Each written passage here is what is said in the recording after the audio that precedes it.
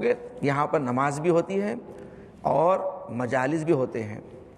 اسی طرح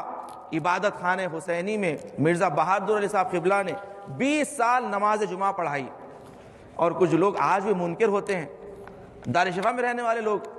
آج بھی کہتے ہیں کہ اصلاً ہم نے کبھی دیکھا ہی نہیں، ایسی کوئی واقعہ ہے ہی نہیں کہ نماز جمعہ عبادت خانہ حسینی میں ہوتا ہو۔ آج آپ کے سامنے سند کے ساتھ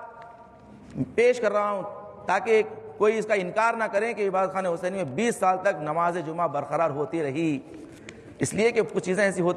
ہوتی رہی مگر کسی کو پتہ بھی نہیں چلا، پڑوس والے کو یہاں ہوتا تھا۔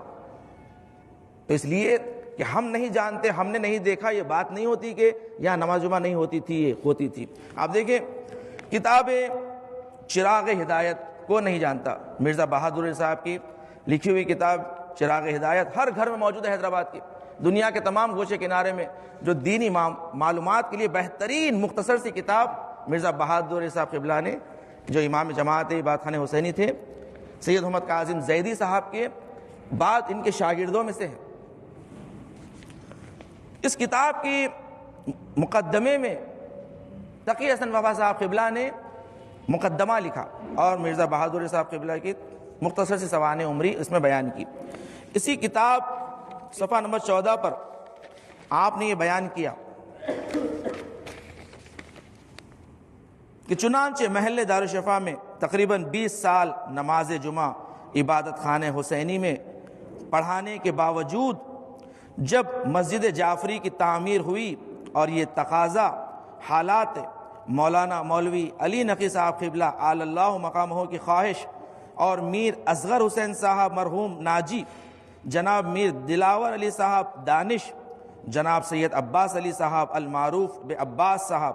کے اصرار پر جناب مولانا نے نہایت خوشی کے ساتھ نماز جمعہ کی مسجد جعفری میں منتقلی کو نہ صرف قبول فرما لیا بلکہ خود بھی تا حد امکان نماز جمعہ میں شرکت فرماتے رہے ہیں۔ مولوی تقی حسن وفا صاحب قبلہ، آج جائیں، جا کر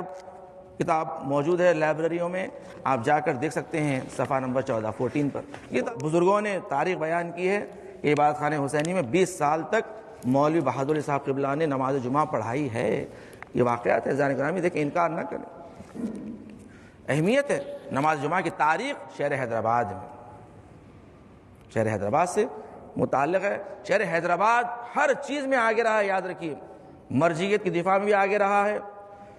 نماز جمعہ کی بھی تاریخ اگر دیکھنا ہے حیدرآباد میں بہت قدیمی تاریخ ہے۔